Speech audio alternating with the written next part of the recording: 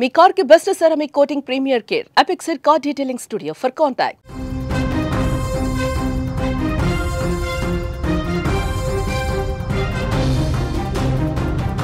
ఖమ్మంలో దారుణ ఘటన చోటు చేసుకుంది. భార్య భర్తల మధ్య తలెత్తినటువంటి కలహాలు చివరికి భార్య హత్యకు దారితీశాయి. కన్న కూతురుపై కూడా ఆ తండ్రి కత్తి దూశాడు. కొత్త మున్సిపాలిటీ సమీపంలో లయన్స్ క్లబ్ పక్క సందులో ఈ యొక్క దారుణ ఘటన చోటు చేసుకుంది. గత కొంతకాలంగా భార్యాభర్తల మధ్య తీవ్రమైనటువంటి కలహాలు కొనసాగుతున్నట్లుగా తెలుస్తుంది. ఈ నేపథ్యంలోనే ఇద్దరి మధ్య మనస్పర్ధల కారణంగా వేరువేరుగా నివసిస్తున్నారు కొంతకాలంగా. దీంతో భార్య పైన తీవ్ర కోపాన్ని పెంచుకున్నాడు భర్త భాస్కర్. ఆ కోపమే చివరకు హంతకుడిగా మారేలా చేసింది. భార్యను హత్య చేయడానికి ముందు నిందితుడు భాస్కర్ మొదట కన్న కూతురుపై కూడా కత్తి దూశాడు. చిన్నారి చాకచక్యంగా తప్పించుకోవడంతో ప్రాణాపాయం నుంచి తప్పించుకుంది.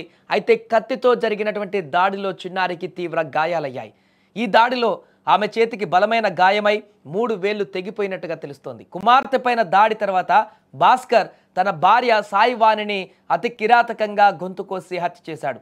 సమాచారం అందుకున్నటువంటి పోలీసులు వెంటనే సంఘటనా స్థలానికి చేరుకున్నారు. ఈ దారుణానికి పాల్పడిన భర్త నిందితుడు భాస్కర్ను పోలీసులు అదుపులోకి తీసుకున్నారు. కేసు నమోదు చేసి దర్యాప్తు కూడా చేస్తున్నారు. అలాగే ఈ కేసుకు సంబంధించి మరిన్ని వివరాలను కూడా పూర్తిగా ఇప్పుడు దర్యాప్తులో తెలుసుకునేటువంటి ప్రయత్నాలు చేస్తున్నారు. ఏదేమైనా కూడా భార్యాభర్తల మధ్య నెలకొన్నటువంటి ఈ యొక్క విభేదాలనేటివి ఈ మధ్య కాలంలో అనేక పరిణామాలకి దారితీస్తున్నటువంటి సందర్భాన్ని చూస్తాను.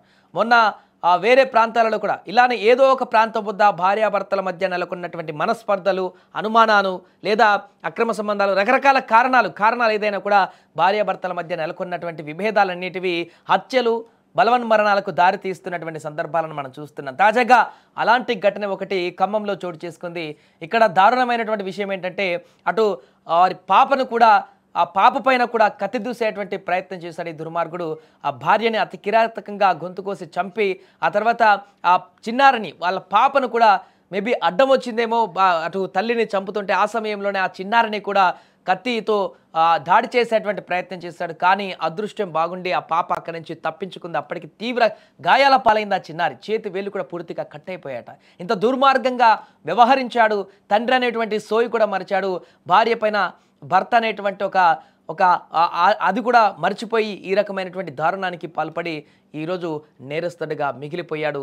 పూర్తిగా ఈ యొక్క నిందితుడిని ఇప్పుడు పోలీసులు అయితే అదుపులోకి తీసుకొని దర్యాప్తును మరింత ముమ్మరం చేస్తున్నారు. ఎందుకు మనస్పర్ధలు రావడం జరిగింది, మనస్పర్ధల కారణంగానే ఇంత దారుణానికి పాల్పడ్డా లేకుంటే ఇంకేదైనా ఇతర కారణాలు ఉన్నాయా, ఇంత దారుణమైనటువంటి హత్యకు చేయడానికి గల కారణాలేంటి, ఈ హత్యకు ముందు ఆల్రెడీ ప్రిపేర్డ్గా ముందు పకడ్బందీగా ఈ హత్య చేశాడా ప్లాన్ చేసి, లేదంటే ఈ యొక్క హత్య జరగడానికి ముందు ఏదైనా మరలా గొడవ జరిగిందా, ఇలా అన్ని వివరాలను కూడా పూర్తిగా ఇప్పుడు పోలీసులు దర్యాప్తులో క్రోడీకరించి అసలు ఏం జరిగిందనేటువంటి వివరాలను కూడా కోర్టులో సబ్మిట్ చేసేటువంటి అవకాశం ఉంది.